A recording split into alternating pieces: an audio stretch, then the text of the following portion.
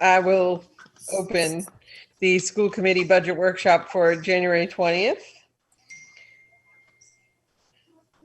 And hope that Jane joins us in a timely manner. Are we doing this is a workshop, sorry. So we'll do introduction of members. Tammy Lemieux from Blackstone. Tara Larkin, Millville. Carrie Gaudet, Blackstone. Sarah Erin Williams, Vanasco, Blackstone. Melville. Oops, Sorry, Sarah. that's okay. I couldn't see everyone. Well, Sarah Williams, Blackstone. Amanda Gilmain, Millville. Matt Aaronworth, Assistant Superintendent. Jason DeFalco, Superintendent. And we have our math team here too. We could have introductions.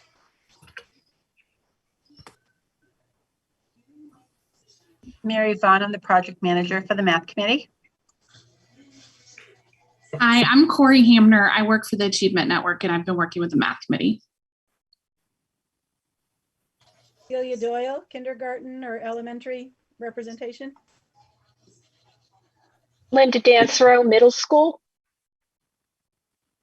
Dudcombe Middle School. Nick Deletto, high school.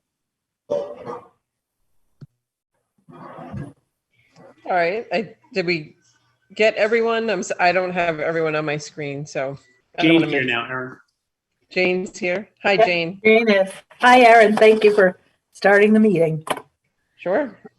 We're just going to hand it, actually it's under school committee items, but we're starting with the math committee recommendation. Jason, do we want to go right into that, or was there anything you wanted to start with? Yeah, no, that would be, if it's all right with the committee, that'd be great. We can start with the math committee. I just wanted to share very briefly that we're really excited this evening to be here after what I'm sure the math committee will share with the school committee, a very long journey. They've been at this work for about 1.5 years at this point, close to 1.5 years.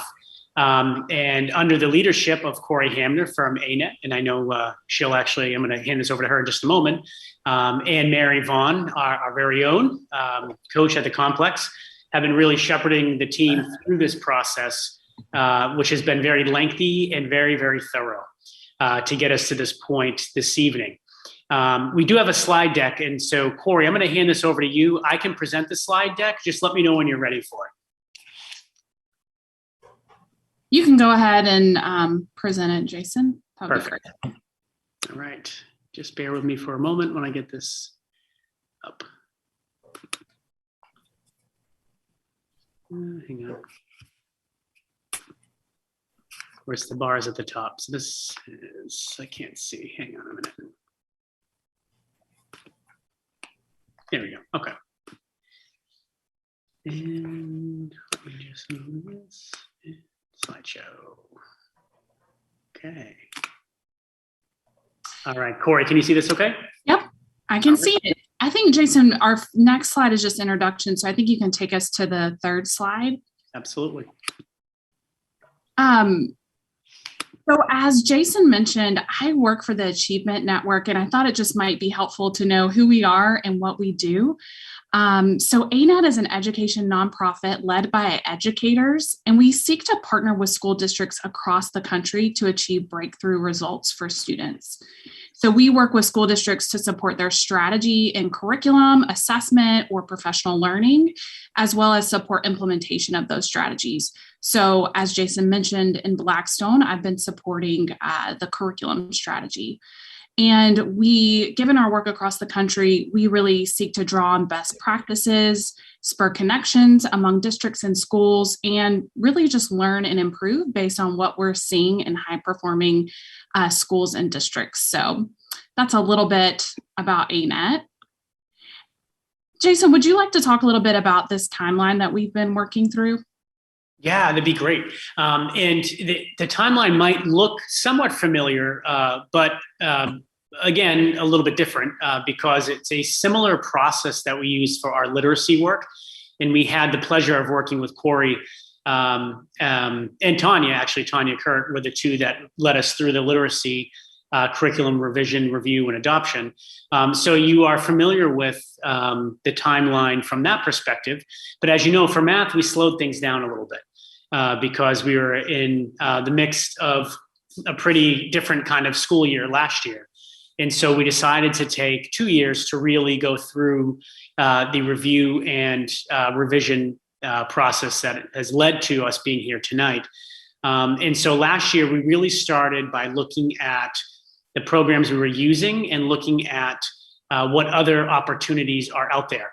I want to really mention and underscore the fact that the process that Corey and the team went through is one that is focused in specifically on research and looks at the level of impact that various math programs in this case have had on student learning.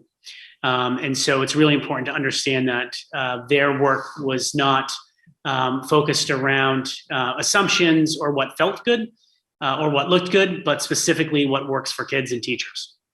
And so the timeline here really just kind of underscores, kind of at a very high level, the work that the team did to get us to this point tonight. Great. And on the next slide, you'll see the process that we went through across these past 2 years. So we really spent 2021 thinking deeply about what is the quality of our current math programs before we even start looking at new ones. And so we started by reviewing student data to see where students performing, especially across subgroups in math. We then spent time setting a math instructional vision together, and that was a continued process that we actually took throughout the entire 2 years. But really setting a vision for what should high quality math instruction look like in classrooms in Blackstone-Millville.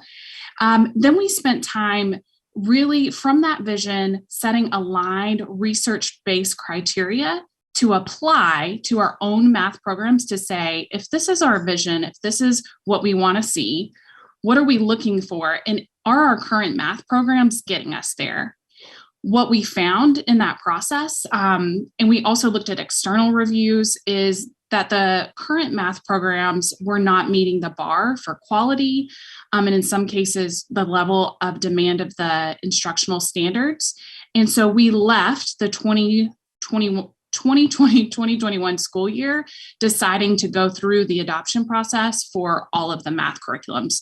So that really takes us into the timeline at the latter half of the slide, which was this year. So we revisited that data and also reviewed our vision and talked about what had we learned, especially through the pandemic, where had students progressed, where had they possibly regressed, and we spent time revising that vision. And then we prioritized some criteria that we wanted to apply to looking at new math programs. And then we started exploring external reviews of math programs to see what is on the market that is already deemed high quality. And then we did a deep dive into the ones that we felt might be the best fit for Blackstone-Millville and our student needs. From there, we did a deep dive of several programs and then landed on a top one. And so we, like Jason said, we really baked ourselves in data and research and our vision. And I'm going to turn it over to Mary to talk a little bit more about our vision and what we were hoping to drive towards.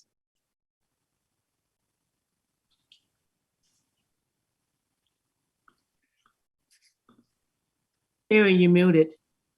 That's the norm, right? So in 2020, 2021, we spent a lot of time building collective understanding of what high quality math instruction looked like. And we reviewed a lot of our student data and trends across the country. So we spent a lot of time developing our shared vision for math instruction for Bmrsd. And we broke it into two areas. We broke it into broad views of students and teachers. So from the students' perspective, we all thought we wanted to have our students utilize multiple strategies to be able to expose to them, learn from them, and then choose the ones that they gravitate towards, to have collaborative engagement, engaging discourse. So we think it's important for our students to talk amongst themselves and learn from that math and experience challenge and success. On a teacher perspective, we wanted our teachers to plan collaboratively to meet the needs of every student, and that means all. Facilitate learning through meaningful student dialogue, and to feel and experience success. So this step was important because it allowed our math committee to norm on high quality math instruction.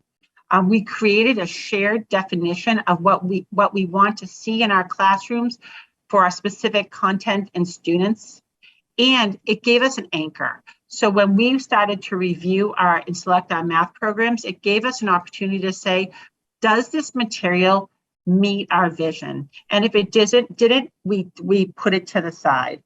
So we thought that was very important for us. And so, as I mentioned earlier, we drew a lot upon external market reviews and ratings to determine which math programs we would explore together. So both Curate, which is external reviews conducted by the State Department, and Ed Reports, which is a national organization, they spend time, that is their bread and butter. They are review sites where teachers actually are trained in research-based criteria and review and rate the quality of math programs. So we use those reviews to really as an anchor in reviewing our current math materials. So actually some of the current programs are rated there. And also we use them as an anchor to select our recommendations for programs for next year. And so you can see on the right side of your screen too, these programs are reviewed for lots of elements, but we found the bulleted list to be the ones most important for us and for our student body. And so we wanted these really related to the vision that Mary just shared and talked about. For example, when she talked about all meaning all, I think the criteria around multiple entry points for students was really important to us. We wanted to make sure that students that were performing ahead of grade level could really access the materials and be pushed in their math lessons, but also students that may be struggling or behind, there were access points for them within the materials as well. So we were really looking specifically for those things. So we also spent time digging into coherence and having a shared program across the schools. We wanted to have our students, we thought about having our math students have that math experience. We weighed the pros and cons. So we agreed that if possible, we wanted to come to a consensus on the same program from K to 8. In doing this, we had to put aside what the teachers wanted, like we put aside what the preferences, what was the nice to have for us, for what was best for our students. And the amount of remediation at a lower level was tough. So we looked at that we would have access to lower levels to able to support our students as well as acceleration. And the one big point that we all loved was that the data for the student would flow from K to 8. So we would have that data across all of those grades levels, which we thought was extremely important, and that would help us see and determine what they needed by their standards. And then, so we came across, this is what our decision was. So we spent several months looking at high quality material. If it didn't meet the bar, we tossed it aside. So so elementary only had 3 to look at that met those numbers. Middle school had 5 and the high school had 3. From those, we got our vendors in who sent us material.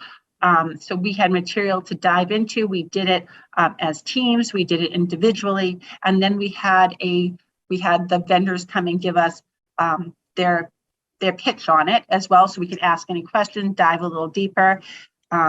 So we did all of those things, and what we came across was, so that was what we did. We spent a lot of time reviewing, and I think actually middle school reviewed one extra one just to see if we could get consensus across the areas.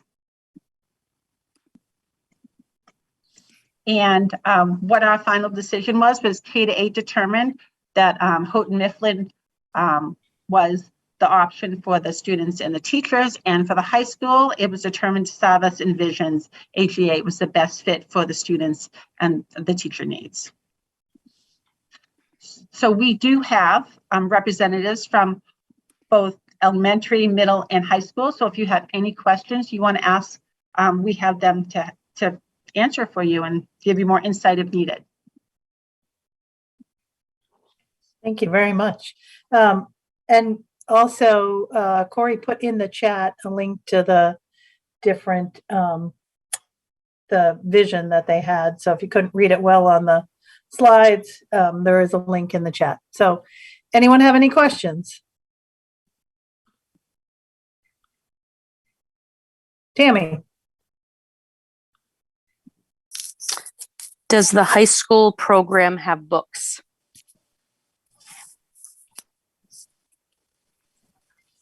Nick is here representing high school. Yes. It does have books, but also some online components too. Do you want me to go more in depth into it, or? I would love that, Nick, only because being at the high school, I find as a special educator, part of what feedback we get from parents is, oh, I haven't done this math in 30 years and I don't have anything to look at. Like my kid never takes a book home. How am I supposed to know how to help them type thing? So what does this program have to solve that? So they offer full, hard copy books. And then they also offer digital books, and they also offer integration with Google Classroom to be able to assign assignments, videos, and all that stuff through the Chromebooks that we have there as well. So there's 3 different avenues where the students can access their material. Okay, perfect. Thank you. You're welcome.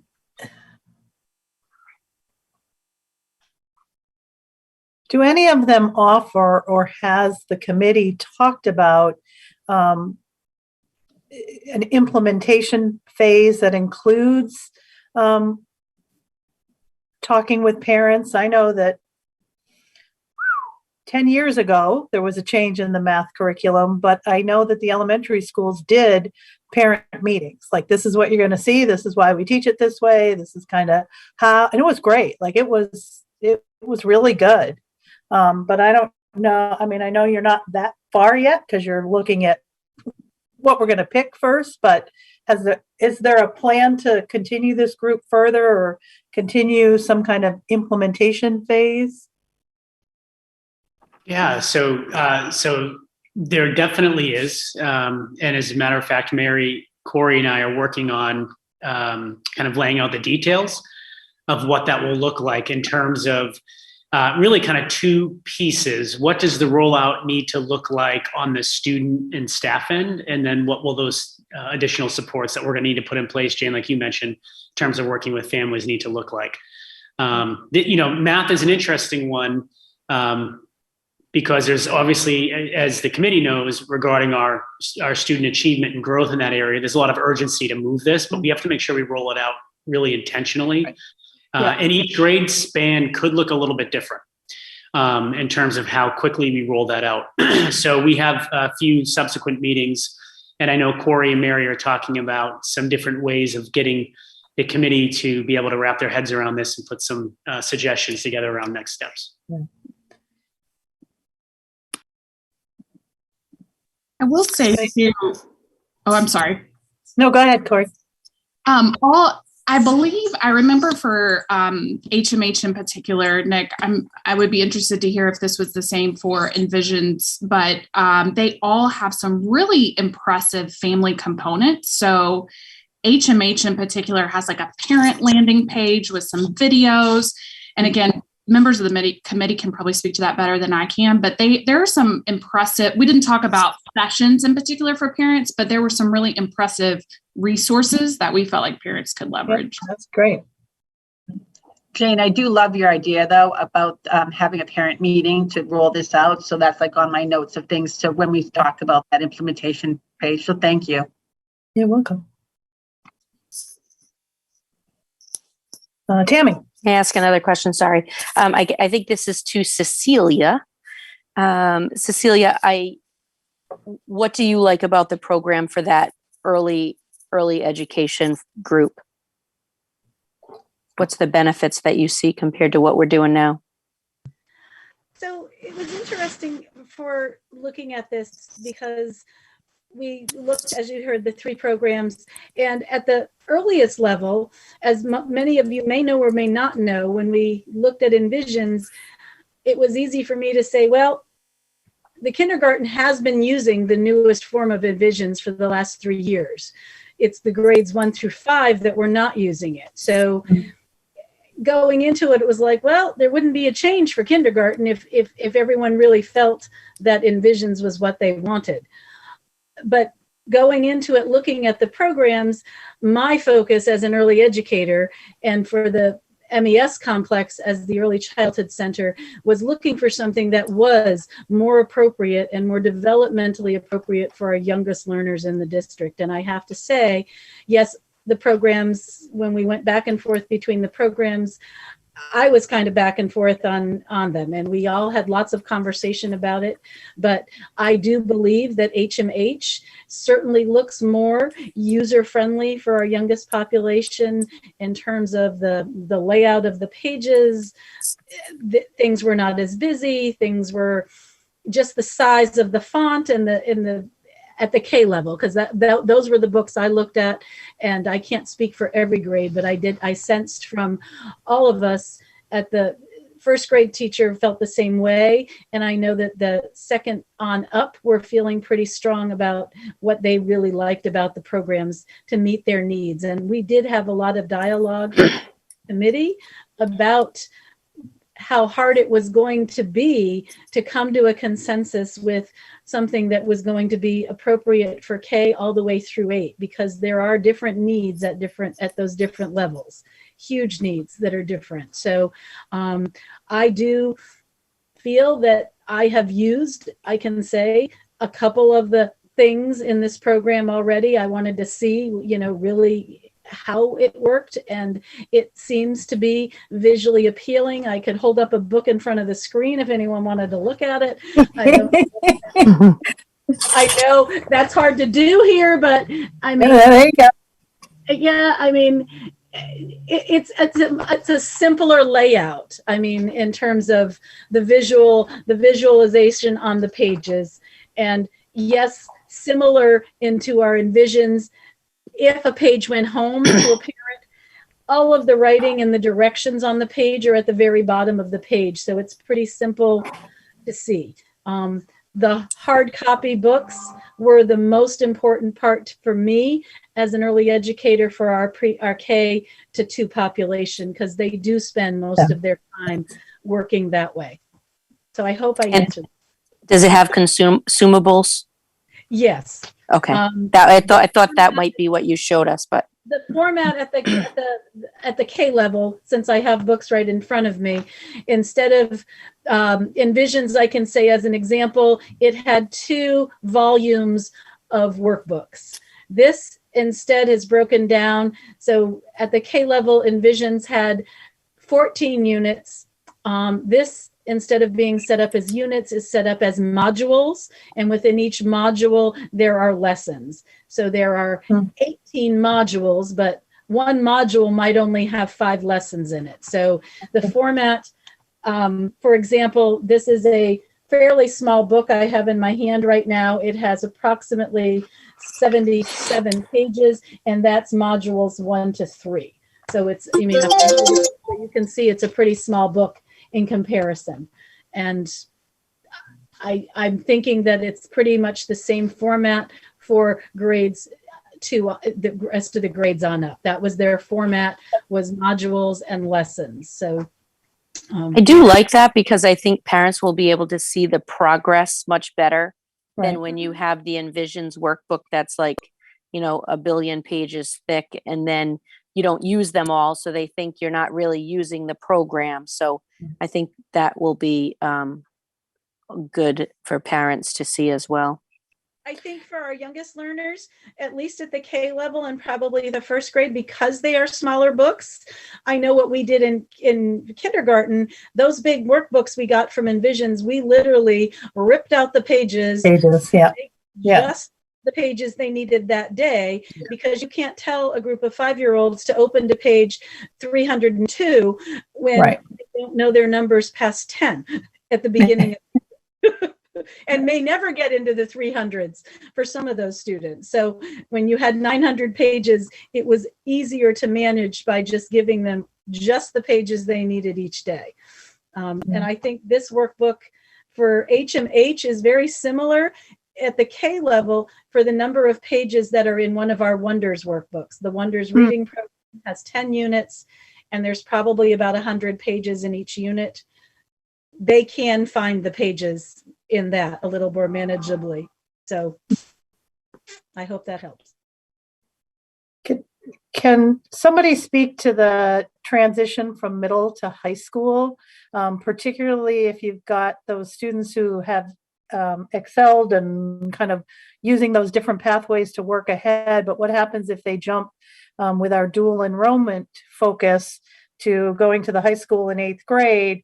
Do they miss a significant amount of material in HMH before they have to go to Envision? Like I love the idea that K to 8 is aligned and we see forward and backwards. I love that. But what's the transition from 7 to high school or 8 to high school? Choosing two different systems. So to the best of my knowledge, if the high school is going to use Envisions, their Algebra 1 is going to use Envisions, and that would be the same for 8th graders that are in Algebra 1, in Advanced Algebra 1. The topics that are in 8th grade only, the 8th graders that are in Advanced Algebra 1 will be using HMH. So they'll be using 2 programs. So they cover the curriculum of both the 8th grade math and the advanced algebra. Regardless of if it's in the middle school or if it's in the high school. That's currently what we have to do now in the 8th grade, is take a pause and cover anything that's not in Algebra 1 that's before MCAS.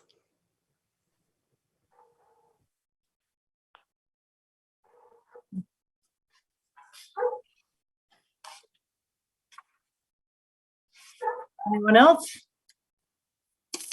I have one more if no one else is going to ask it. Go for it, Tammy.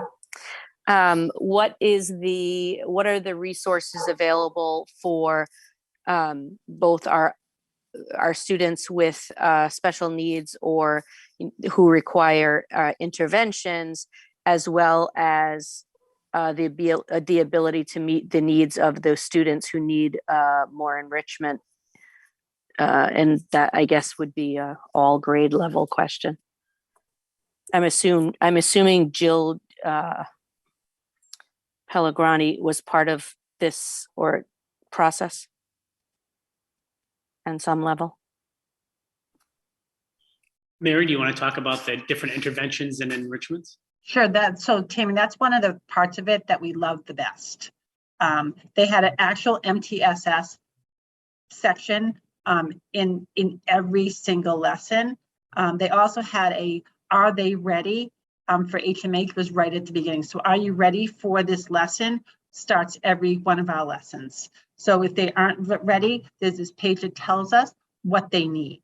So we were able to have that, as well as interventions. There's both anchor parts for small groups that teachers run, as well as there's something called, and it's either, I can't remember, Tammy, it's either called Waggle or Zaggle. I'm not 100% positive on that. I get my letters confused on this one, and that's kind of like the IXL, where from what they're doing, that automatically groups them and puts them into where they need to go for intervention from that part as well. There's also, each lesson has options, and it can range anywhere from 20 to 50 options they can do from where they're pinpointed for the work that they need at that part. So it had, it tells us on a lesson what they need from prior grades and where they're going. So we can go back and look backwards and see, so we can find some anchors or move them forward. So we thought that was something with the acceleration for this year that we were all keyed into on acceleration as well as remediation. And we needed to know that it was supported heavily. And Tammy, to the second part of your question, we had special educators on the committee. Mm-hmm. So we Okay. actually had teachers that were working directly and reporting out with the committee, but also connecting with Jill. And I'm assuming they felt that the resources that Mary just described can also be used for that special ed, specially designed instruction, or at least lead the concepts, is what I heard Mary say. So I think that sounds Right. great. We also had each one of our representatives per grade level share it out with their grade level. So for all three of them that we looked at, we had them all share with their teachers and special eds within that area to get their input as well. So it wasn't just, I mean, we had representatives from every single grade level, but we wanted more than just one voice. So, and one set of eyes and ears to look and hear and see, because it's such a, we're spending a lot of time on it. We want to make the right decision. Sure. That's Yep. great. Thank you, Yep. Mary. And for just those who are not familiar, MTSS is multi-tiered systems of support. It's like your response, our response to intervention model. It's the same idea, just different language. And I should know the answer to this. It's related, but not direct. Do we do heterogeneous grouping or homogeneous grouping for math at the middle school level? Are they leveled? No. Okay. The only time it gets specific, Tammy, is when we do the RTI time. At the elementary level, we group students based on skill. So all the students who are struggling with a particular skill, regardless of kind of where their level is at, we group those kids together because that commonality is the skill deficit. So we do it. And is that what we do at the middle school as well?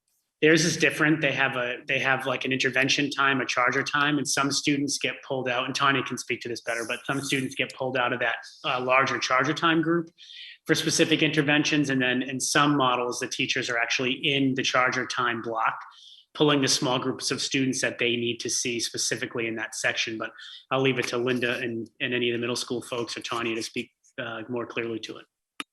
I was just gonna say the only time that there's like kind of semi-homogeneous grouping is the students who are doing the Algebra 1 for the coursework for the high school so that they can take Algebra 2 for the next year.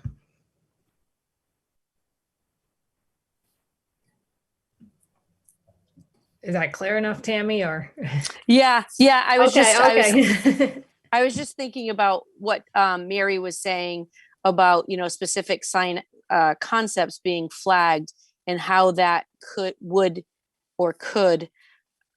translate to heterogeneous groups, and how difficult that would be for a math teacher to really focus in and provide true response to intervention. So that's what I was thinking about in that. Thank you.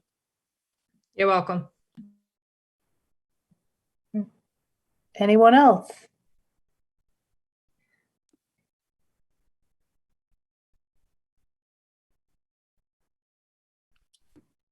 Nobody. All right.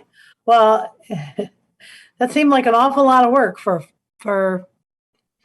20-minute discussion, but we do really appreciate the work that you all put into this, and I know we'll continue to put into this as we move forward.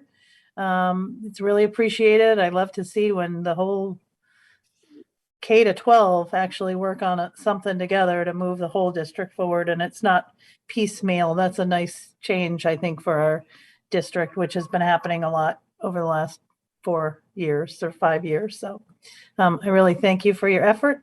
And does anybody have anything they want to add before we move on to our next topic? Just a thank you, Jane, to the math committee for all of their diligence on this. Ton of work, and I'm really proud of the product that they came out with. So a big thank you to them. Yeah. And thank you to Corey for joining us from Yes, Alabama or yes. Mississippi? I'm in Birmingham, Alabama. Alabama. Wow. Thank you. It's warmer there.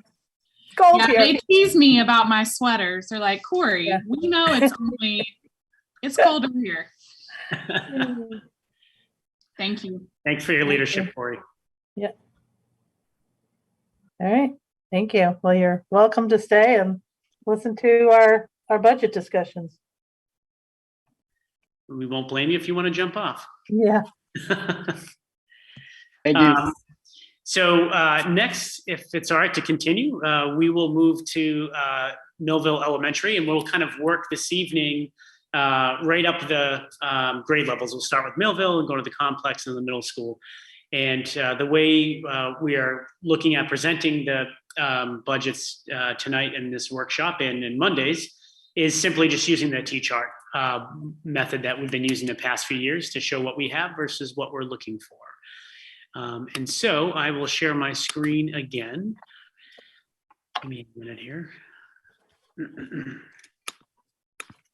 Of course, I don't. Hang on. Give me 1 second. There we go. I have a lot of tabs open, so just give me 1 minute and I will pull up. I saw all those folders on your desktop and my heart like went pitter patter. Holy moly. Yeah, you should see my Google files. That's 20 years of work that I need to get organized better. Okay. All right. So can everyone see the Millville budget overview okay? Is that clear? Christina, can you see that okay? I can see it. Yep. I actually have two devices going myself so that I can look at the screen and the Zoom meeting at the same time. So yes, so good evening, everyone. I see I'm a tabaholic, so I have tons of tabs open and everybody always makes fun of me for it. So Jason's few tabs are not bad. So excuse me before you start, Christina. Absolutely.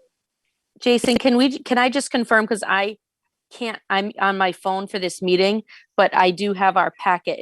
Has the packet been changed since it was sent to us? No. Okay, so that's good. Thank you. Of course. Alrighty, so we don't have a ton of different asks for this coming year. What I did was in probably about a month or two prior to our budget being submitted, we had asked the staff, about a month before, I'd asked the staff for any requests that the grade level teams had. So we came up with some different things, and they're kind of by grade, and I'll kind of explain them a little bit more as we go through.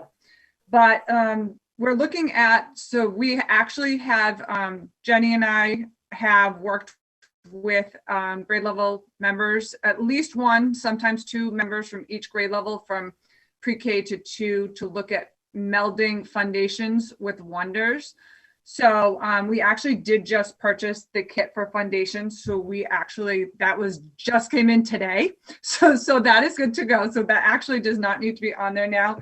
And unfortunately, they did increase their price dramatically from when the 3rd of January, when we actually got the final pricing. So that first item is actually all set now. We just purchased that. So kindergarten through grade 5, I believe, but at least for Millville, K through 2, we're interested in subscriptions to Scholastic as a supplement for science and social studies, as well as, you'll notice under different grades, as well as some nonfiction reading. So we have that. We purchased that this year for the half year for the remainder of the year in each grade. And we're looking for a full year subscription for next year. So the kindergarten version is called Let's Find Out. And then for 1 and 2, it is called Scholastic News. In addition, the kindergarten team wants some nonfiction texts that are recommended by STEM Scopes as supporting text for the units that they are teaching. So they have a list that come with STEM Scopes. That STEM Scopes recommend. So they would like some money to purchase some of those supporting texts. In addition, you'll see some games / centers on there. As they were talking about the RTI or MTSS. We're calling it WIN at Millville Elementary. So for those that don't know, it's what I need. So they're looking at some additional materials to help support skills we've identified as areas of concern or areas that we need additional support in. So they're looking at some additional games that are pre-made, so they don't, so they're meeting the skills they need and they're not spending tons of time making them. So again, that's the kindergarten one. If you go down a little further, grade 1 has just up a tiny bit. Perfect. Grade 1 has the traditional words I use when I write books. So that is a resource that as students might come across a word that they have trouble spelling, they can look in there to help them find it. So it's alphabetized, and I should have taken one home with me so you could have seen it, but it's alphabetized. And it does have spaces for the teachers also to write in words, or even the kids to write them in, words that they maybe use frequently. So that may not be in the book already, but maybe it's a relative's name, or maybe it's a pet's name. So they're looking for those again. They all do have them this year. We did purchase them this year as well. They're looking for primary journals, obviously the different lining for the age level that they're working with. Then if we go down to grade 2 is looking for gallon and sandwich bags, kind of to help with pieces of games, book bags, pieces to support materials that they're using in the classroom, anything that you can think of. For anybody that has younger children, know that you use baggies for everything and to store everything in. So so that's what we're looking for that. Science materials, etc.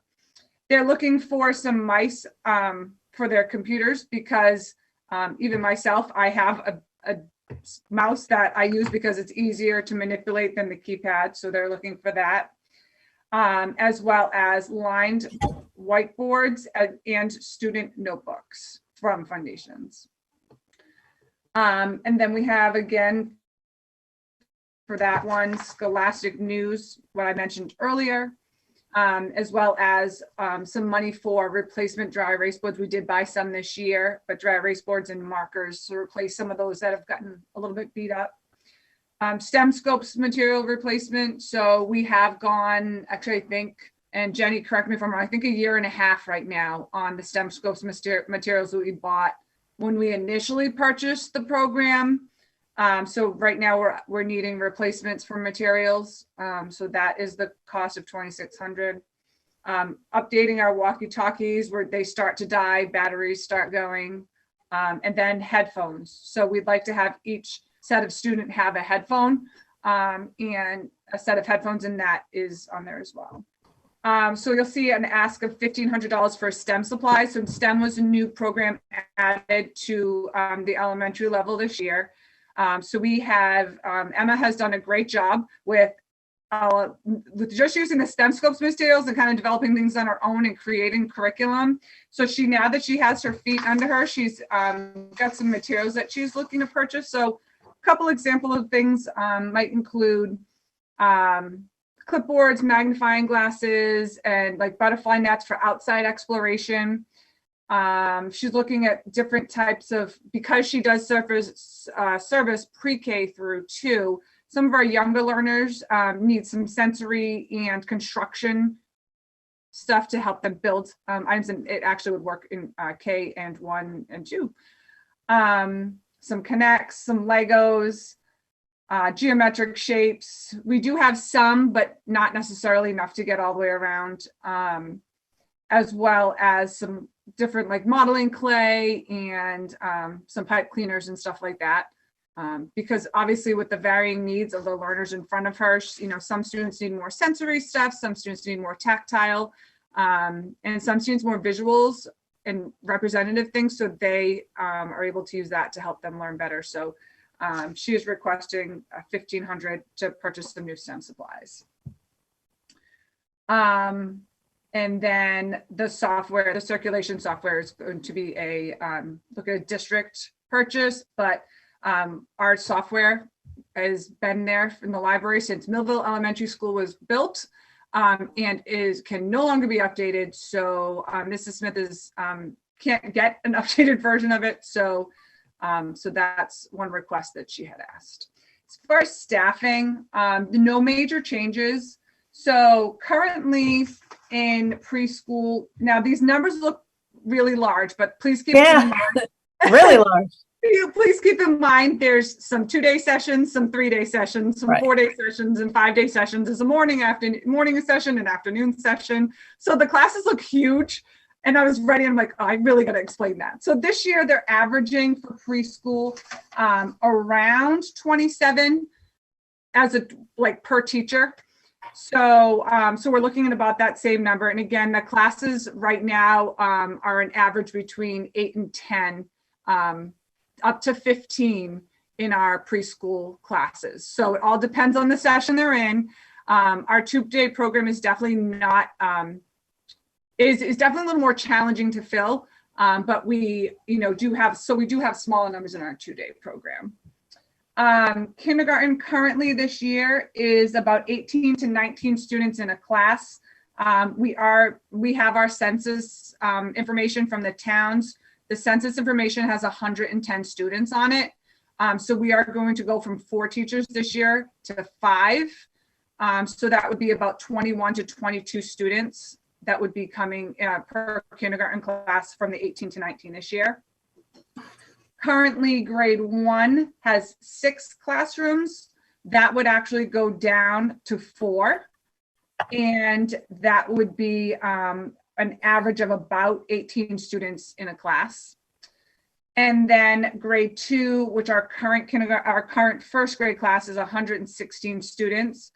So grade 2 next year, we're looking for 6 teachers instead of the 5 that are currently in grade 2, for an average of about 19 to 20 students in the class. So it's the same physical number of teachers, just the positions would be moving around to support the need. So Christine, it's the same number plus an extra second grader, or it's the same number? Same number, because there are currently 4 kindergarten, 5 second grade, and 6 first grade. So we'd be just fluctuating those numbers around a little bit. And kindergarten, 22 students, that seems really large to me. We do have some that have already actually have said that they are not coming, either they're not sending them. So that 110 is going to be a little bit less. And of the 110 in the census, we do have some students that will be going into our separate kindergarten / first grade room. Just a reminder too, and I know the committee knows this, but anyone that's tuning in, we also have a para in each of the kindergarten classrooms. Yeah, no, I understand that, but it still seems large to me. Like 22 students in a kindergarten classroom for a full day experience, which many of them have not had, 5 days, full days, seems really large to me. Just to me, maybe not anybody else. And it doesn't seem typical of what we've had in the past, and maybe it is, and then that's fine, but it doesn't seem typical. So for Mill, I don't remember all the numbers from kindergarten previously at the complex, but I know for Millville, it was always hard because it was either 1 class or 2, and you either had 17 or 30. So Millville was harder to justify, to balance off, but I know they're typically around 20-ish. So. Yep, it's about 19 to 21 per class. Okay.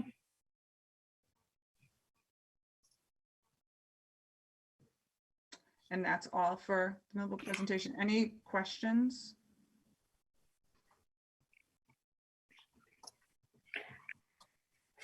Anyone? I can't see anyone, so I can see only 3 people, and they're Jason, Jenny, and Christina. So if you do have a question, you're just going to have to speak up, please.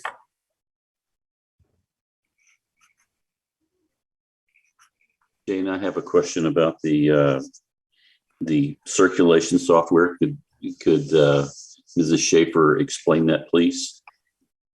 Yes. So I know Mr. Saltzman's going to be talk about it further as well, because we're looking at the district level, but the circulation software is what we use to check out the library books in our library. So it is quite outdated. I know Mrs. Smith actually tried reaching out to see if there was a possibility to update it, and they told her it's not even available as an option anymore. So there's no way to upgrade it.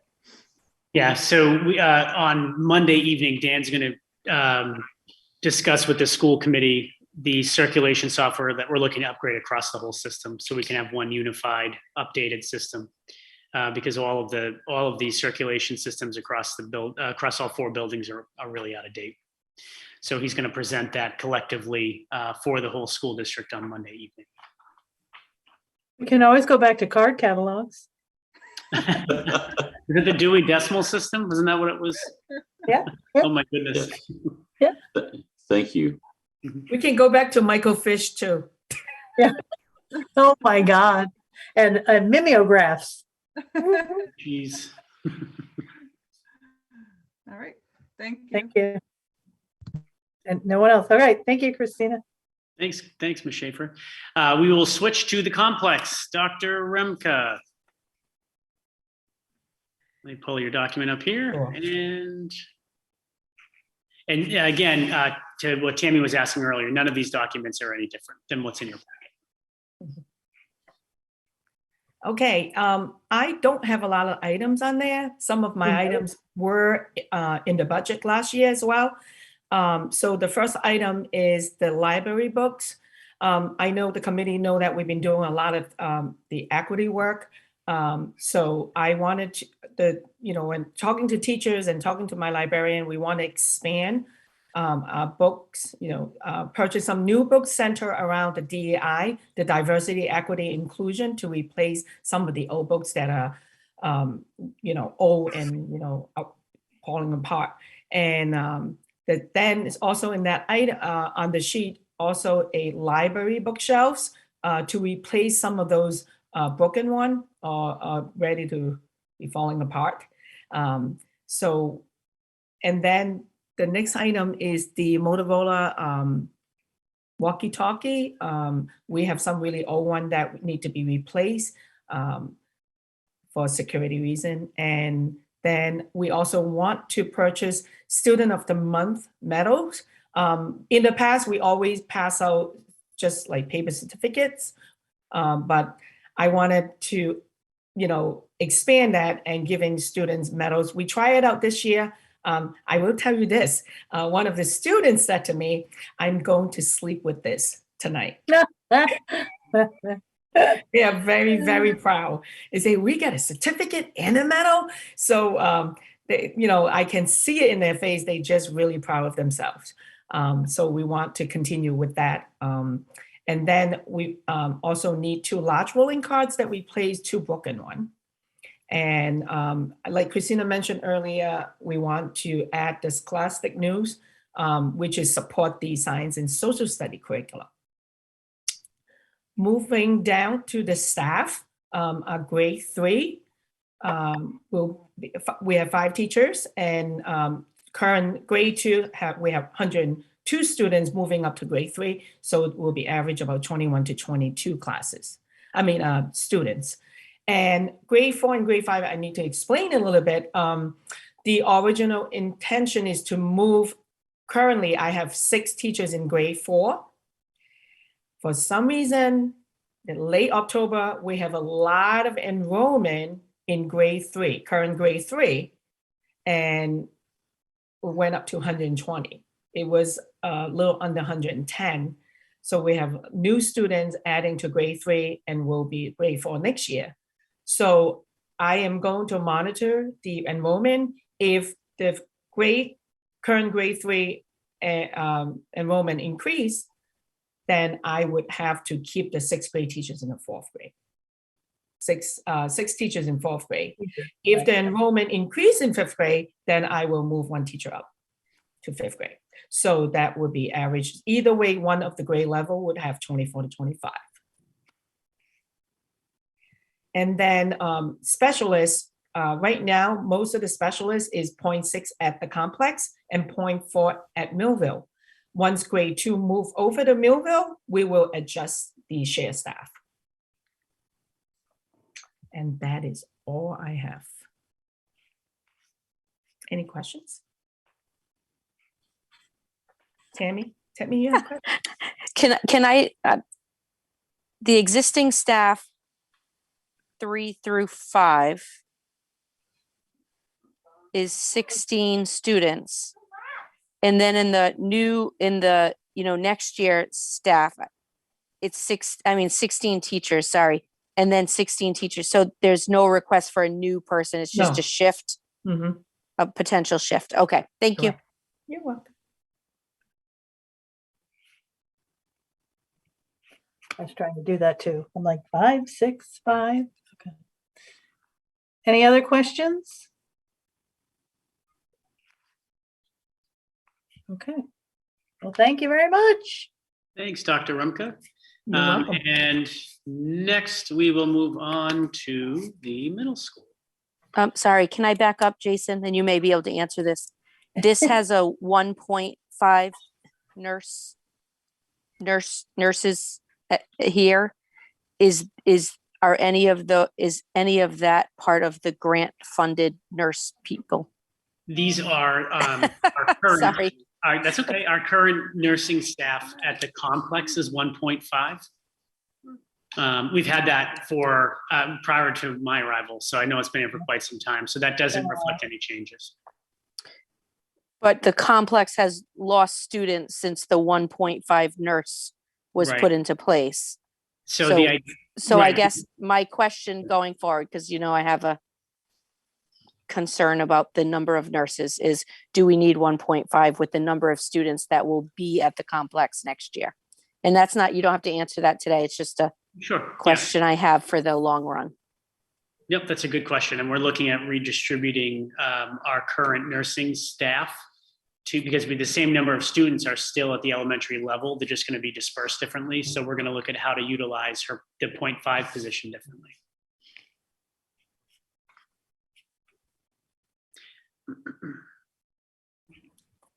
Can I just add something for this year, Tammy? I know you mentioned about some of the students move over to Millville. Actually, this year, the number really didn't change because first grade moved over to Millville, but we gained the second, third, fourth, and fifth. So it's kind of level off. Next year will be different. Yes, next year will be more students over at Millville. And we did talk about looking at that 2.5. Thanks, Jenny. If it's okay, Jane, we can move on to the middle school. All right. Thank you, Dr. Rimka and Ms. Kurt. Let me bring this up a little bit so we can see it better. Thank you. The old people say thank you. Yeah. I'm starting to be one of those to say thank you. Tammy on the phone says thank you too. Yes, that would be even more difficult to see on a phone screen. So we still have all of the existing materials that we currently have. With the Amplify that we received, we're in year 2 now of Amplify. So what the middle school wanted to do is, when we found out about the ESSER 3 funds, is to get some intervention materials that worked in with Amplify. So we had, at the end of last year, the 6th grade teachers, Mr. Kiley and Mrs. Borgery, had kind of piloted the Amplify reading program. And so we purchased that with the ESSER funds. And we also purchased that to end with the current Amplify end date. So we had a 6-year purchase on that. We added 5 years. So we will no longer need the Language Live intervention materials that we have been purchasing, because we now have that this year. We started to use it along with still using the Language Live, but we're going to dial back on that and just use the Amplify programs. It's actually 2 reading. Amplify reading, depending on what the child's level is, and then close read is for higher up, but yet still intervention. And so we will have access for those. So for new materials, we're actually using some of our grant funds from the ASA grant, that career exploration grant that we received. We're in year 2. We have 1 more year. Last year, due to the situation, we didn't use a lot of our funds. So I was able to use some of those funds to, we are going to start and have the professional development in March and try out the Naviance platform and get to use it a little bit before we would roll that out next year. It's the exact same platform that the high school has. So this way that the students in the middle school will be able to start using that. We're actually using grant funds to purchase the middle school career program that's within their platform. So that is one piece that we wanted to add to. So this is just for the renewal subscription once we get started with it with the grant funds. The extracurricular that we were also wanting to piggyback with the Charges for Change Club, we've started trying that out at the middle school this year. We are up to 8 or 9 students in the club, and we're working with the high school Charges for Change Club and trying to ensure that all students feel safe and welcome in our school. And both clubs are doing the book diversity drive that I was super excited for a parent to email me the other night saying that I made her day, just letting her know we were doing a book diversity drive. So that was, I was happy to receive that email and for her to let me know. So we are still taking donations for that. And we're looking for those donations to go back to our schools to increase the books. So we'll ship some to the elementary schools as well. For Spanish, we're looking for 2 subscriptions to help students with their student listening and reading in Spanish, as well as Spanish bananagrams, which I didn't realize we have that, so that students can kind of interact and practice with words in a game format. And I'm gonna hold on. I also missed Dr. Falco, I'm getting confused with the movement. The next would be for wellness. We're needing to purchase more different levels of goggles. So these are goggles that you use that simulate the effect of alcohol on the body, so students can see what the different levels are. This is part of the curriculum that the SRO and the wellness teacher co-teach together. They were actually, Mrs. Blanchard and Officer Dave was actually one of the promising practices. They received that a couple years ago for this particular lesson. The next piece is for PE. We just have some broken equipment and we need to finish completing a full set for disc golf. And then the next purchase is for Project Lead the Way. So these are for the consumables. So we received a grant from Project Lead the Way, just about $25,000. However, the consumables are only able to be purchased one time with the grant funds. After that, the district has to purchase the consumables. And that's for the 3 that we have. That's design and modeling in 6th grade, green architecture in 7th, and then the medical detectives, which come with some lovely sheep brains in the 8th grade that they dissect. So can't reuse those. Why, thank you. So on the left-hand side, you can see the existing staff that we have this year for all 3 grades. And that's all goes all the way down on the page there. And then for the new staff rationale, what we are needing is to increase. We have had for the last 2 years a 0.4 history that's kind of fluctuated between history, humanities.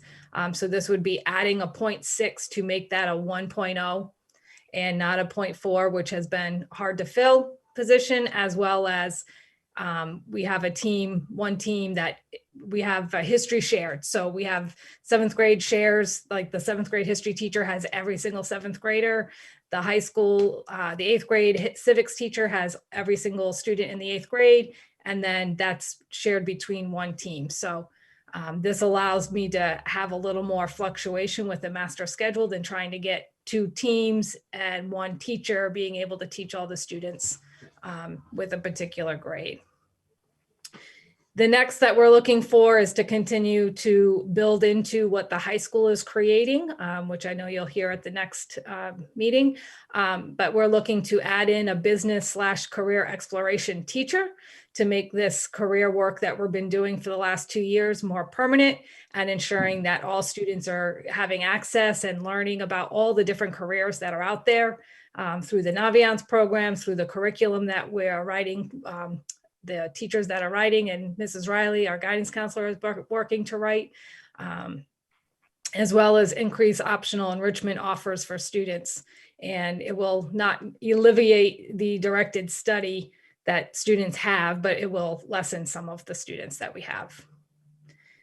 So we're looking for the staff shift for next year would be maintain at 6 teachers. Right now we did have 2.4 humanities. That 0.4 would shift to the 1.0 history in grade 7. So 6th grade would have 2 humanities teachers that they're teaching the ELA and the history curriculum, the 2 science teachers that do science as well as the Project Lead the Way, and then the 2 math teachers, in order to ensure we have enough core teaching time on both subjects with the humanities. The math teachers would each teach 1 period of the history portion of the humanities too, due to the number of we're only expecting it all the way at the bottom. You can see we're expecting 98 students into the 6th grade currently next year. Never know what comes in over the summer. I got quite a few over the summer this year. So 7th grade would be up to 8 teachers. So we'd have 2 for each content. So that'd be 2 teams in the 7th grade. And then in the 8th grade, we would have 1 team in the 8th grade. And we're expecting that right now the incoming class sizes are 98. Grade 7 is at 140, which I actually we're about at 145 actually in the 6th grade right now. And then 114 in the 8th grade. That is not counting with moving forward with dual enrollment, any of the families that would want to shift to that. We would still have them for some, but for some of the classes that they do at the high school, that would decrease the class size at the middle school.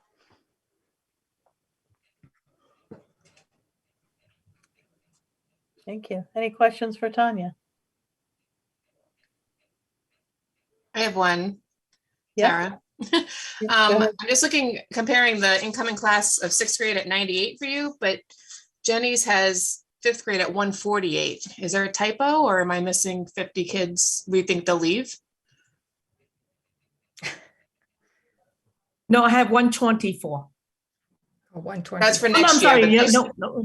This year you're showing 148. 148. I have the same thing circled.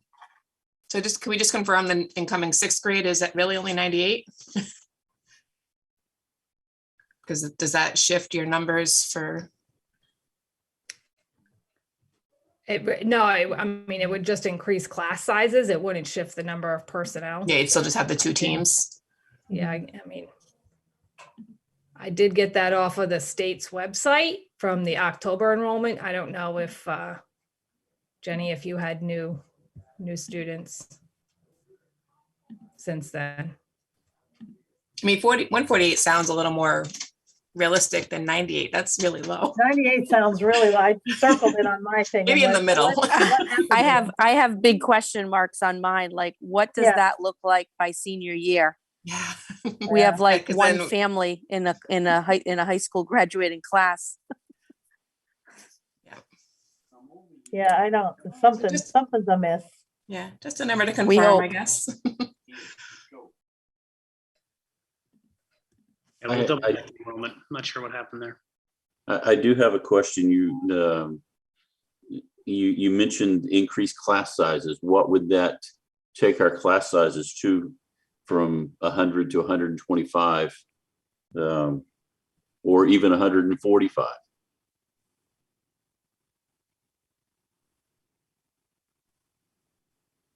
So I don't know if Dr. Rumka wants to explain. I did search again. I'm seeing 98 unless I'm not looking correctly. Am I a mute? No, you're not mute. Oh, good. No, that was my error. Tanya's right. Oh, okay. I mistyped it. It was my error. So you only have 98 5th graders? Yeah. Yes. It's the lowest class So if you go on It the really school is small. profile, the district profile page on DESE, you can see the number of students as of the October enrollment. So I didn't know if Jenny, you got a huge enrollment since October. No, I pulled it But- right out of H2. I must, when I copied it, from last year, I must have copied the wrong number. No worries. My apology. I mean, but like I say, I mean, I never know. I could have 20 students come in over the summer, right? So Sure. Yep. So with the way that it's set up, we still would have, we usually have between 24 and 26 students in a class, and each team in the 6th grade shares half of that. So even if you bring it up to, I mean, the 140 that we have right now, each team has 70 students with the 3 teachers that are there, but it's shared out over more than teaching, over 4 teaching periods. So you would take the 70 and divide that by 4 for your average class size if it was 140 again. But I mean, we've seen maybe 15 students come in over the summer. I've never so far since I've been here I've had 40 move in. I would actually welcome that problem, not for anything. Yes, that would be a good problem. I'd love to come back to you and say we need another team. Right. Because I think it was Tim who said that, like when I saw 90, I'm like, what's going to happen in the 9th grade there? That's the smallest class size I've seen so far. Our current kindergarten is a little bit smaller than that. Christina, you're still on. It's around 90 students, right? Yeah. It's actually 80. 80. We have 70. Yeah, 80. That's with the students with special needs out of the. That's with them in it. Even with them in it. Okay. Wow. Yeah, so that's. Wow. It was higher at one point. I thought it was closer to 88 at one point, but. We did have some that chose to not come in for the year, and they're coming back. But we also have some that were in kindergarten this year that were supposed to be in kindergarten that are coming back next year. So we've already had some reach out. So. Got it. Okay, just one last question, and I'm looking over at your paraprofessionals from the current year and existing staff. You have 6 for special ed. I'm assuming that number will carry over for the next school year. So that number always kind of fluctuates. We actually, due to a few students coming into the district this summer, and we actually, most of the new students coming to us this year have had IEPs. So we've needed additional, but if I don't need them anymore, they usually then needed somewhere else. So I understand that. Number of that for next year until later. Thank you. Yeah. Jill reassigns them usually each July and August, and then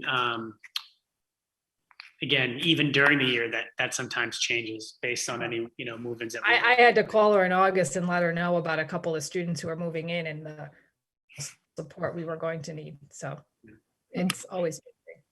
And on Monday, Jill's going to do a full overview of all of the special education staff so that the school committee can see all of the teachers, the paraprofessionals, the ABAs, the SLPAs, so our speech and language people, all of that alphabet soup that comes along with special education positions, the OTs, the PTs.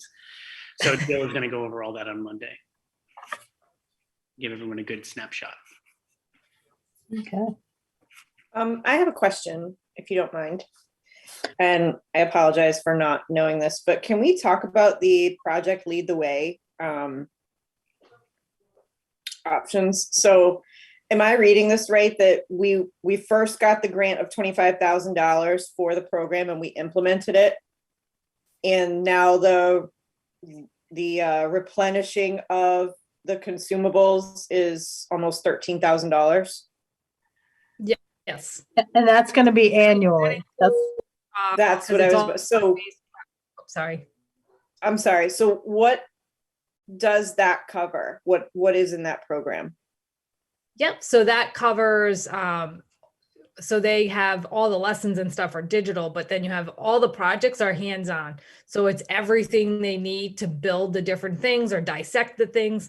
When it comes to medical detectives, they're using Petri dishes and things that are all things that are used, as well as science notebooks that the students have.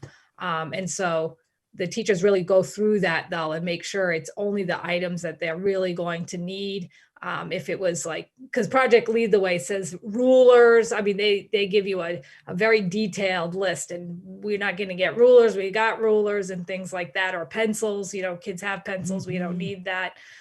So that includes all of the things that you need to be able to do the projects and the materials needed for the different projects. And it's for every single student in all 3 grades. It's one 45-day unit that all the students are doing. So Tanya, it's about 4,000 per grade. And each of the units are specific to, like you said, medical detectives, green technologies, engineering. But that expectation will be there moving forward. So, I mean, prices will go up, but to do Project Lead the Way could cost us $12,000 to $15,000 annually. Right. We never know what the increased cost of the sheep brains would be. Yeah, the hands-on, and I know we've gone through this with the high school before too, but the hands-on project-based learning, like they're just expensive. These units are, which is why we get so much money up front to start this work. You know, if you remember the biomedicine pathway at the high school, we got a $75,000 grant just to get that started. It's just, it costs, you know, quite a bit to do this hands-on work. That's a great question, Amanda. Thank you for asking that. Okay, thank you.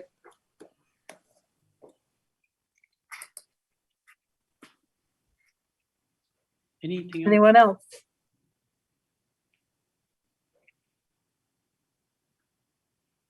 Okay. I just want to can I comment? Yeah. I just want to say that I think this is the first year that I've been here that the staff part seems pretty solid at these levels. You know, like we're not asking for a lot of staff this year, so it seems like we found what we need, and now it's just working on how we do things. But I feel like in the past we've had to add, you know, multiple coaches or interventionists or teachers because we were at such, you know, the year we had, you know, crazy number. And so I feel like it was a relief for this session. I don't know what the high school will bring, but it seems like we're in a good place for a lot of things, budget wise. So I you know, I think that's a plus compared to where we felt in years past that we were short 5 or 6 people in a building. So I just wanted to comment on that. Thanks, Tammy. Okay. All right. Thanks, Ms. Kurt. We appreciate your time very much. And so the second half of our budget workshops will be Monday, where we will hear from Jill Fowles, our band and music directors. Band and athletics director, excuse me. I think I said that wrong again. Music and athletic directors. I'll get it right on the third time. We're going to hear from technology. We'll have an opportunity to dig deeper into any discussion around curriculum, and that will conclude that. Oh, special education. Yep. And then that will conclude our workshops. And then I know on the 3rd of February, we will be meeting again to go deep into the weeds of prioritization. By then too, which will make a really big difference, we'll have our revenues, at least initial revenues, and cherry sheets. Right. Yeah. So that should be really helpful to help steer our conversation on the 3rd. So just kind of a quick snapshot of where we're going. Jane, is it okay with you if there's no more questions on the budget piece? Can we shift just briefly to the COVID testing stuff? That's next. Yes, we can. Can I just ask one question on budget before you start that, Jason? Yep. Yeah. We just approved the building subs, an extra building sub in each building. Is that going to carry into next year? The permanent subs?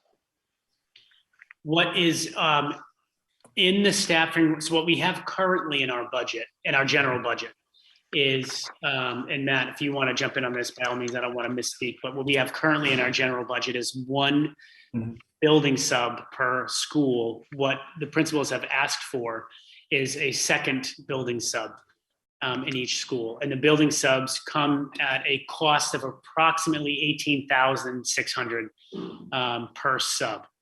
So, But are we, go ahead. So on some of these, it shows like under existing staff, it says one building sub. Are we going to be at 2 next year? I have middle school in front of me, but. So it depends upon what the school committee wants to prioritize. That has been a request made by each of the principals. It's on the strategic staffing slide of the budget presentation that we gave last week. Okay, it doesn't match up with the new staff ask here. So I just wanted to make sure we were staying with the 2. Yeah, it's not a core instructional position, you know, like a 0.6 history or a business teacher.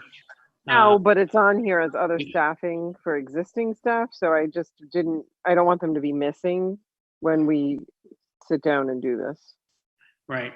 That's a great point. And so what we will, when we meet on the 3rd, we'll have prepared for the school committee the T-charts, and we'll have the slide deck that we reviewed last week that actually has all of the positions listed in one place. We'll also have a spreadsheet that has all of the staffing positions that are in the budget and the amount of which we budgeted them to help try to make things streamlined.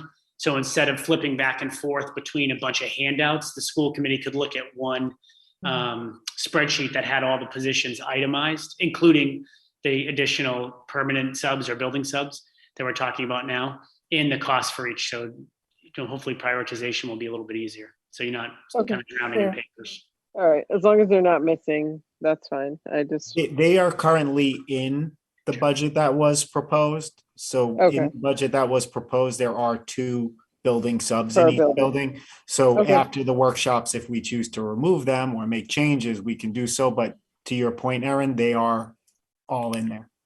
Okay, thank you. Okay. All right. So if it's okay, then we'll move on to, excellent. We will move on to just a quick slide deck. I'm going to just put this up here. To walk us through some of the recommended changes in our testing response. And Karen is here to talk us through just briefly a few slides and explain what some of the recommended changes are. Karen, thanks for being here. You're muted, Karen. Yeah. You're not even on my screen, Karen. Stop saying that.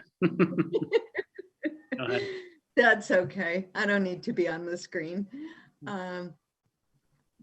Okay, so DESE has a new testing response that will hopefully be starting next week. So we started with test and stay in the fall, as well as symptomatic testing. We actually found that 98% of our tests have been negative. So I was a little surprised that their numbers were right on where we are.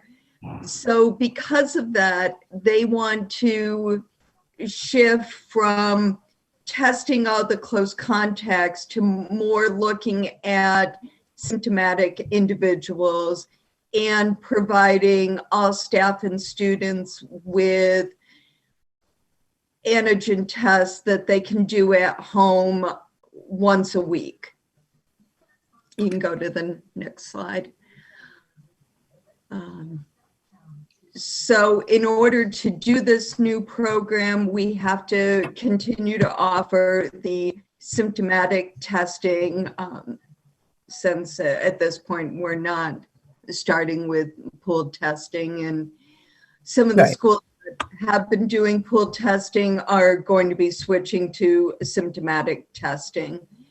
So with this switch, we would no longer be doing test and stay, and we would no longer be doing contact tracing in the school. So this just gives what's included with each option, the original option and the new option. So we would have the symptomatic testing. We would not be doing the test and stay. We would not be required to do individualized contact tracing. If we do have a classroom of high need students or anyone who's medically fragile, we certainly can do the contact tracing, but we still wouldn't be doing the test and stay. And then we do get weekly antigen tests for any staff or student who opts in. You don't need to consent to the symptomatic testing to opt in to the at-home antigen testing. That's open to anyone regardless. Next slide. So this is happening rather quickly.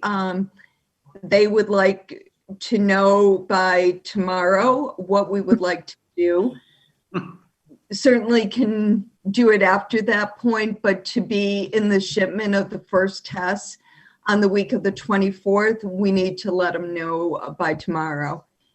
And so the first week, the week of the 24th, they would send out tests for staff. And then starting the week of the 31st, they would send out tests for students. In each test kit, there are 2 tests, one for the first week, one for the second week. So every other week, staff would get a kit, and the other week, the students would get a kit. Next slide. Yeah, this just, yeah. So there's an opt-in form for staff and students that gives all the information.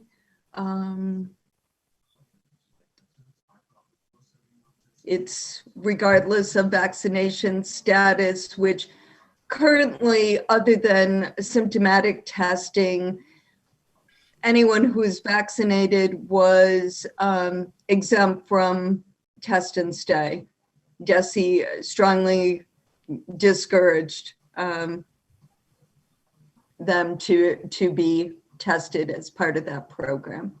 Next slide.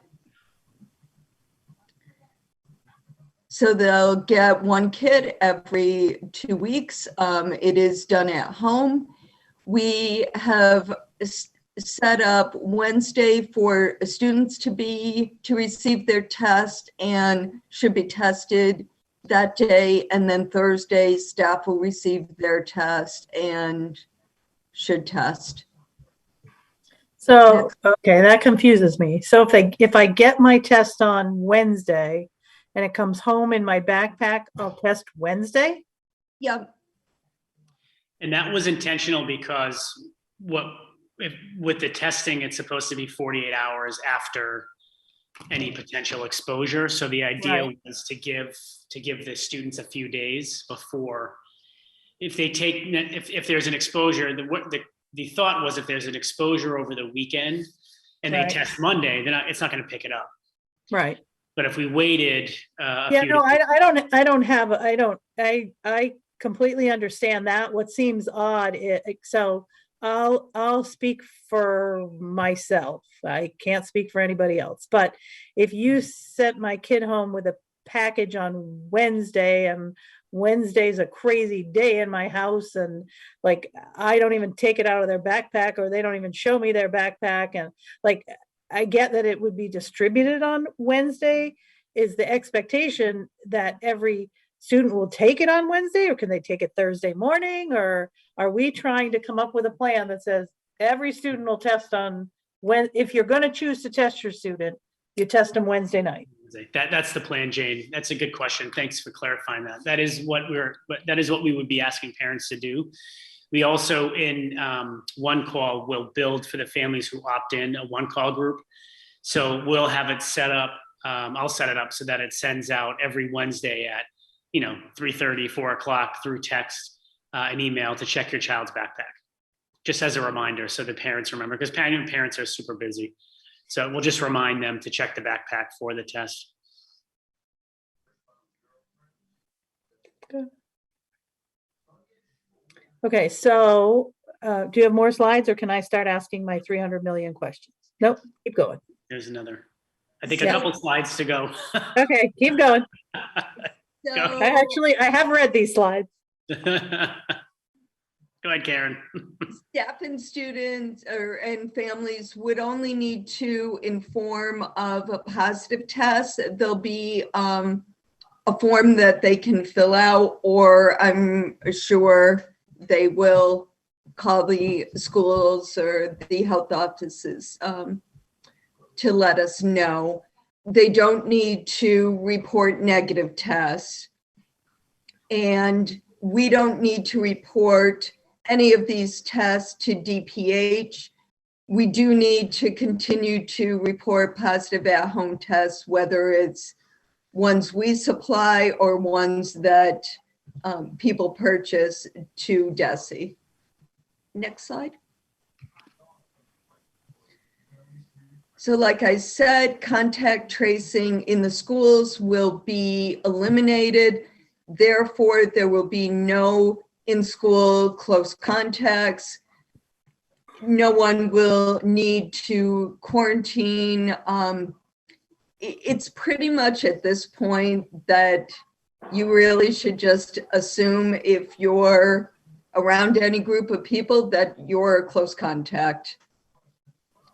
There's just too many cases out there. DESE will be updating their protocols. That hasn't happened yet. Next slide.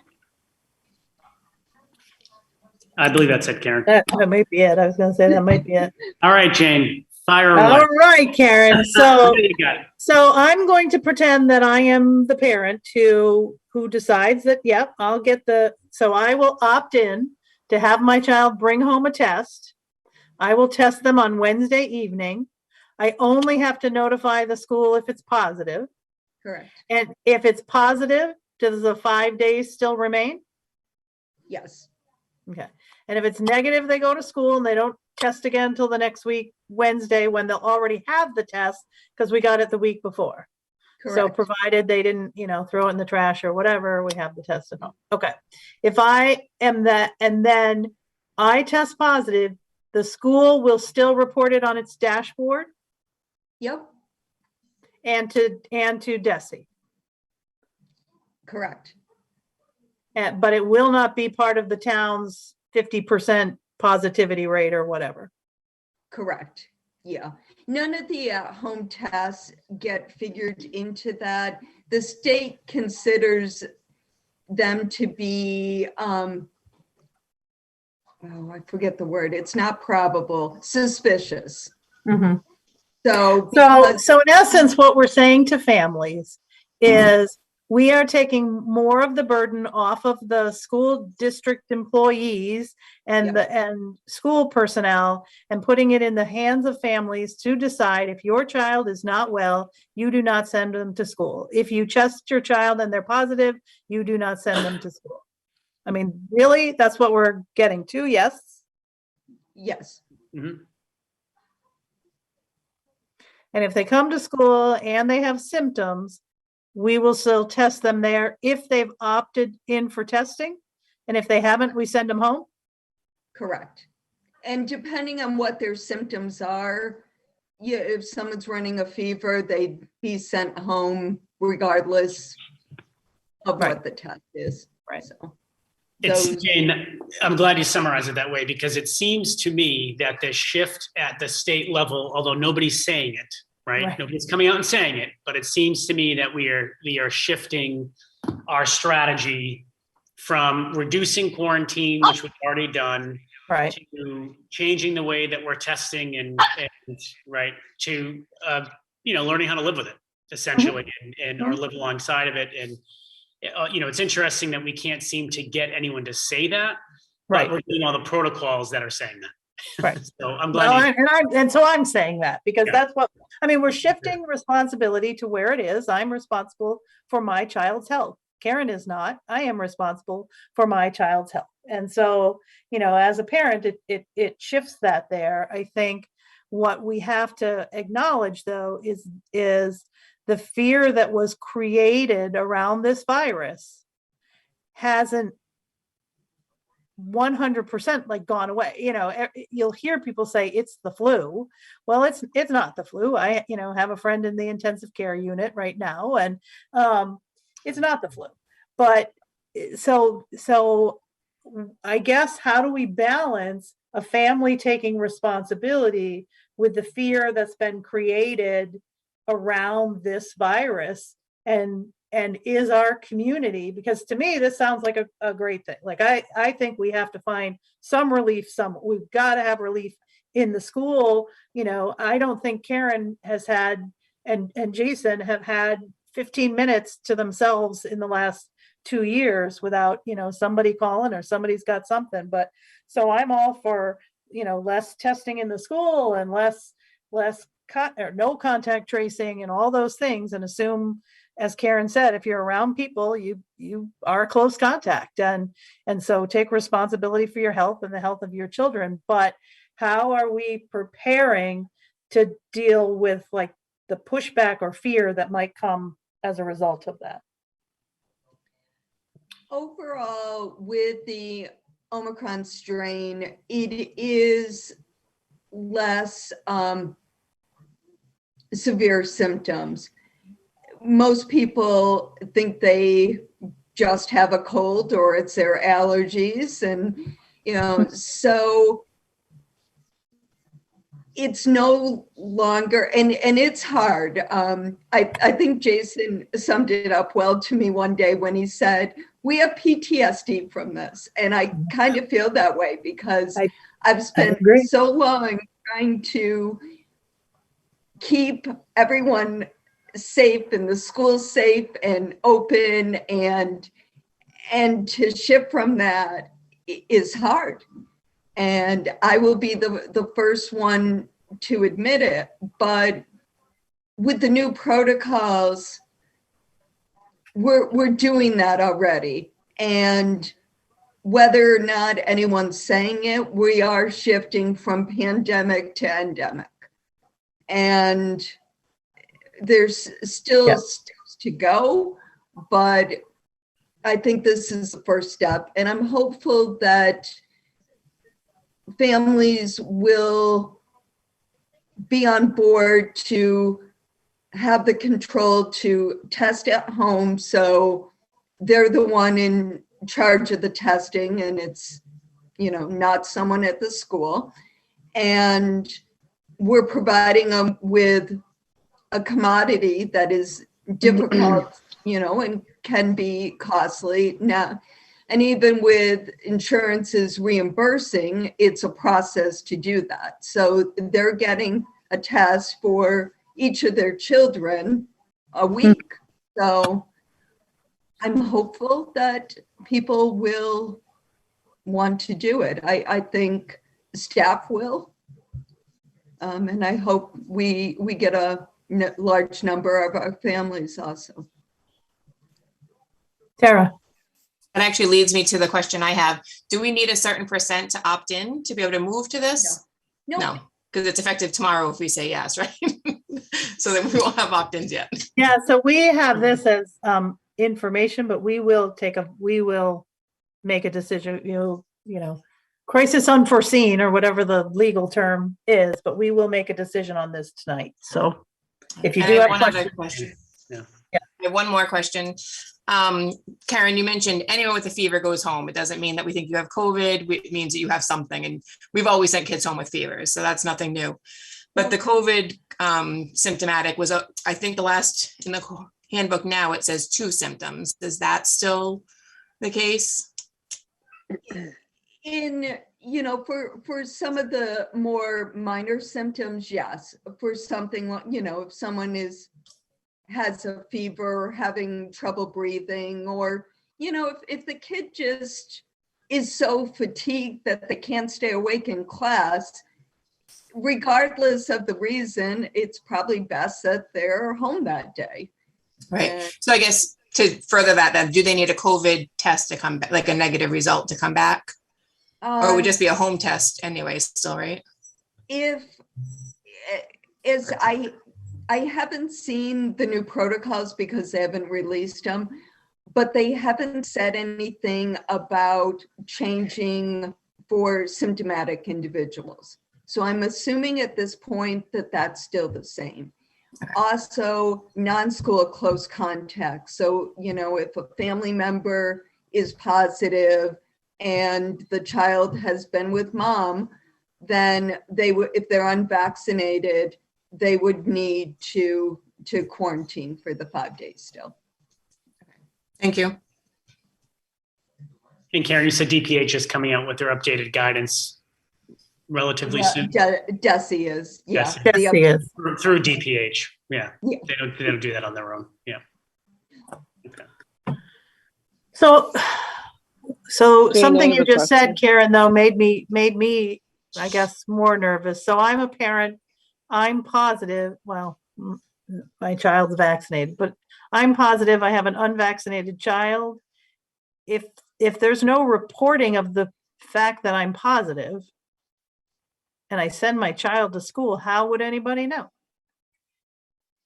That's been a problem since home tests have existed. Yeah, since the beginning of that.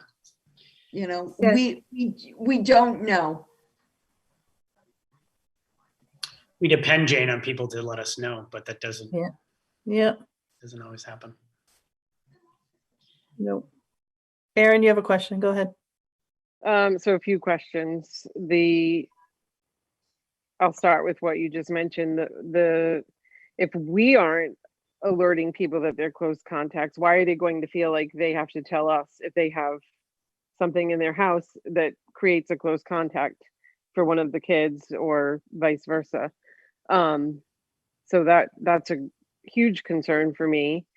We can put that on the checklist of fear, but my main questions were, if we're not doing the contact tracing anymore, what happens when it is a group that's close together for long amounts of time? So our sports teams, things like that. So if there's someone from a sports team that's positive, we're not going to let the teammates know that they were a close contact. Does everything still remain the same for our extracurricular activities? And then my other question is, our masking and 3 feet apart is remaining in place, correct? Correct. As far as like a sports team, in my opinion, that would be a case where it would, you know, I mean, we saw on both our boys and girls basketball teams, you know, there were a number of positives this winter.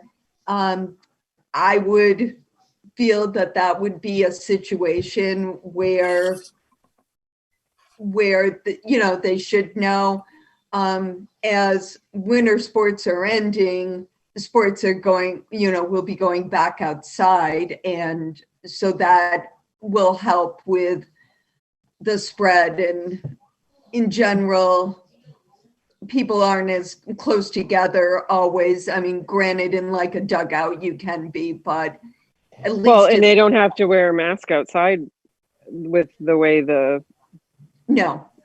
things are written right now. So no. But I mean, does it leave them as at much as at risk as being inside with a mask? With what you just said, if you're near people, you're a close contact. Mm-hmm. So, I mean, that could be inside or outside without a mask.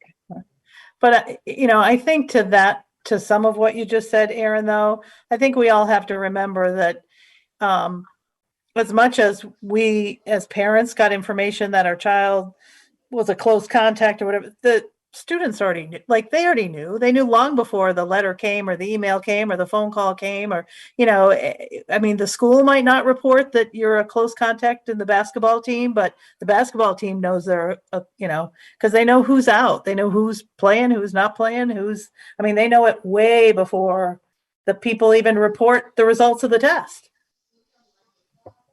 They're also going to know when people are sick and they're showing up, because there are no more protocols in place. Mm-hmm. Yeah. I mean, both DESE and DPH have not considered outside contacts as close contacts since sometime in the spring. Yeah. So we haven't been contact tracing for outside activities for months now.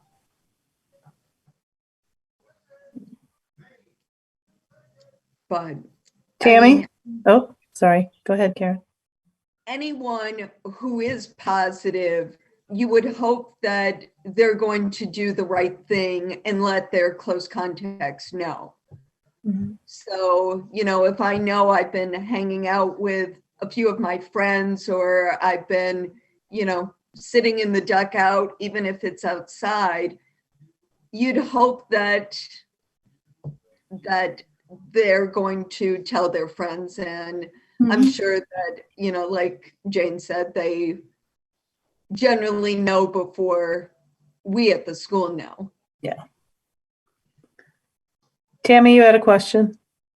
I just have a comment for now.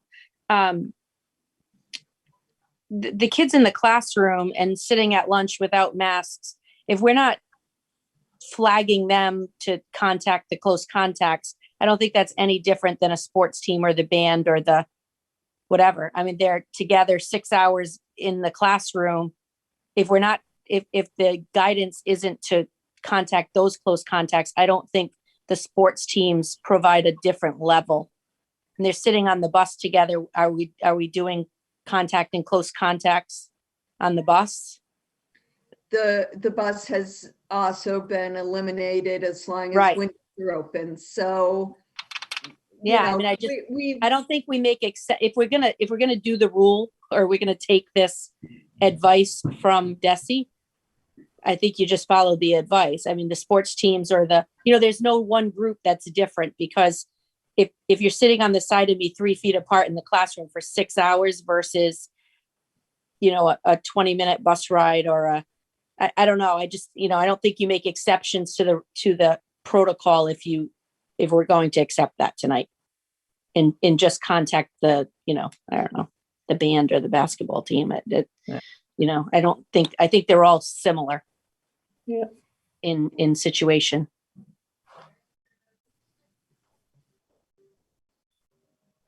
Anyone else?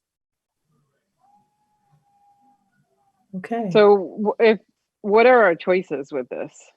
So we can continue to do what we're doing now, can keep our protocols, and we would have no test kits to send home to family or staff. We would test in the school. We don't do pool testing, so we don't have the option of pool testing. So the other option is we go along with this guidance and start asking people to test themselves if they're staff, or their children if they're families at home. And as Karen said, assume that you're a close contact and monitor your symptoms. So test and stay would still be in place if we didn't follow this guidance? Correct. Contact tracing and test and stay would remain. Mm-hmm. It's one or the other. Right. It just feels funny to eliminate that part, but keep all of our other safeguards in place. Or is that coming next week and we just don't know it? Are they going next week? They're going to say, well, they're not coming till February 28th at least. That's the problem, Erin. There were, and you and I might have talked about this, but there were districts that were doing this a couple of weeks ago. Yeah. And it was really concerning from my perspective that people would move in that direction. There was no guidance or direction from DPH or from Department of Ed. And they just were kind of ending things. And then this guidance came out. So my sense is, I think, and Jane, I think you just said it, you know, that we'll probably hear in another week or 2 weeks that, oh yeah, now we don't have to worry about this next phase anymore. And the piece that I guess from our public health officials, which would be really helpful for all of us, would be give us the message. And that's what we were saying. Like if we're coming out of this for any number of reasons that they're seeing in terms of the cases and how they're impacting people, then just say that. So because what not saying that does is it leaves questions, Aaron, they're right. They're good questions. Those are the right questions to ask, but it causes angst in people that if it's not necessary, we should be messaging it the right way. Right. Well, and, you know, and there is some, you know, if 98% of the test and stay that we're taking are negative, and that's what Karen's finding, that's what the state's finding, then is that the best use of personnel and time and energy and then contact? I mean, I think that some people have been doing for the last 2 years are contact tracing. So I think that there's a district benefit to not having to do that.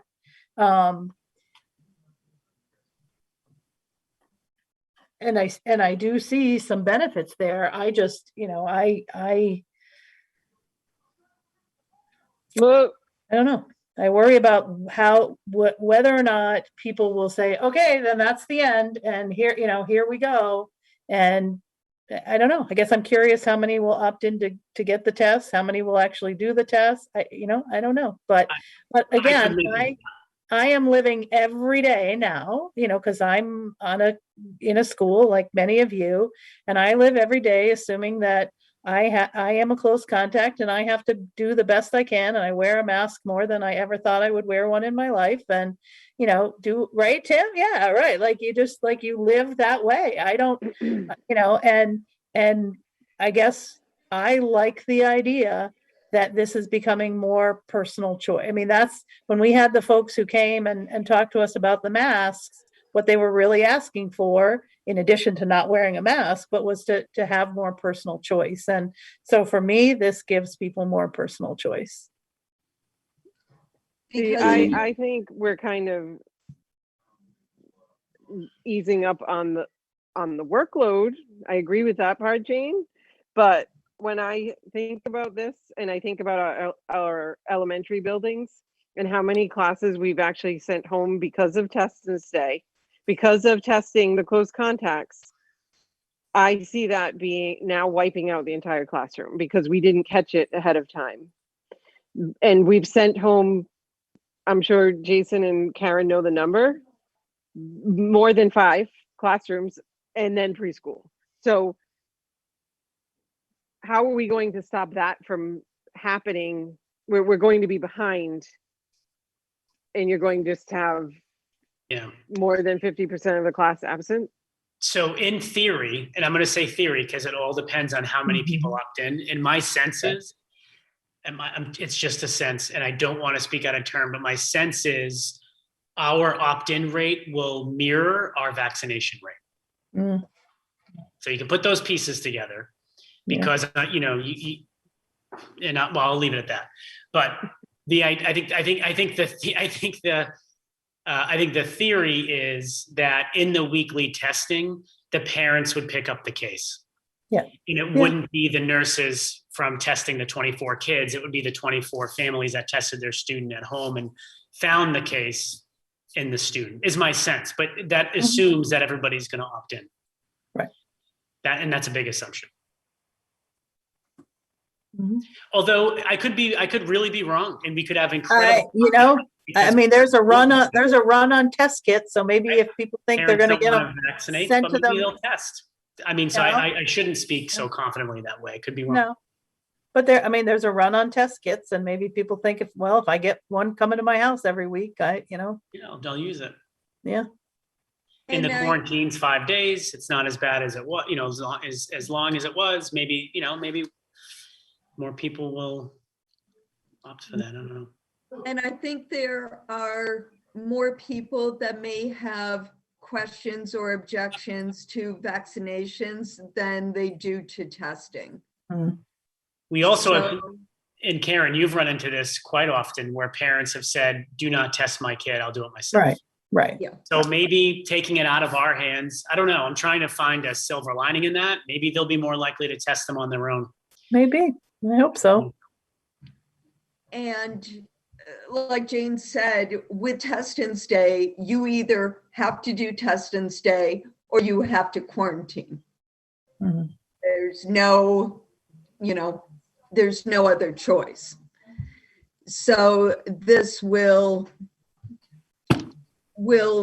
prevent anyone from having to quarantine unless they're symptomatic and they need to be home for that, or if they are positive.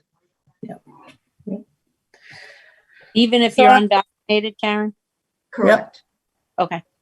Just clarifying. Do we need to make a motion to? Yeah, I was just going to say, I will entertain a motion in one way or the other. I so move to make this change and send the test kits home to the parents. So follow the new guidance. Okay. Yes, ma'am. So there's a motion on the floor to follow the new guidance. Is there a second? Tara? Third. Fourth, fifth. Okay. We need to give control back to the parents. Yeah. Any other discussion? Jane, for me, the reason I think this, I am going to vote yes to this is because we have asked the parents to allow us, not that we had much choice, to follow the advice of DESE and the Department of Health and such. From the very beginning, I personally, that's what led me. I didn't necessarily believe wholeheartedly in some things over the course of this. But I, in some cases, again, we had to follow DESE. We didn't have a choice. But there were some things along the line that we did have more choice. And for me, I think following DESE and DOH, for me, is what I chose to do because they had a lot more people with MD after their name than me. So for me, that's my what I'm going with. I'm with you. Anyone else? Okay, all those in favor of saying we're going to opt in to the new guidance and get our name in by January 20, whatever it is, say aye. Aye. Aye. Anyone opposed? Any abstentions? Okay, it's really hard on this because it seemed like some people didn't vote, but if you have a vote one way or the other, just let us know or Monique know. All right, Jason, is that? That's it. All right, well, we are together again on Monday, virtually, same bat time, same bat channel. And then we are in person on February 3rd and February 10th. And packets will go out tomorrow. We'll have a wonderful. I hope the lovely lady who has to deliver them doesn't have to deliver them in the snow again or whatever, the rain or whatever. It's like our mailman, our own personal mailman, wind, rain, snow, sleet, hail, whatever. Here she comes. She's great. And I'll work on the new protocols. Thank you, Karen. For once again. For one more time. Yeah, it won't be sadly, I'd like to tell you it'll be the last, but I think it's only the beginning. No. Only the beginning. All right, I'll entertain a motion to adjourn. I so move. Second. All right. Aye, the ayes have it. There you go. Aye.